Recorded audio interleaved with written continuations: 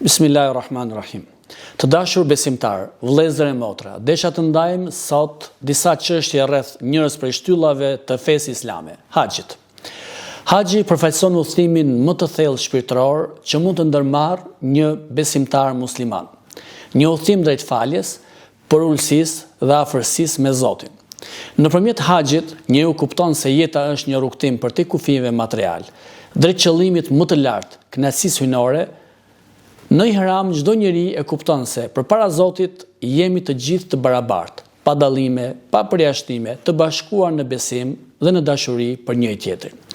Haxhi na mëson durimin, disiplinën dhe përgjegjësinë ndaj vetes, familjes e shoqërisë. Është thirrje për të pastruar nga egoja, për të forcuar lidhjen me Zotin dhe për të ndërtuar një shoqëri më të drejtë e më të mëshirshme. Është një frymë që duhet përcjell në marrëdhëniet me njerëzit, në punën tonë, në shërbim ndaj komunitetit.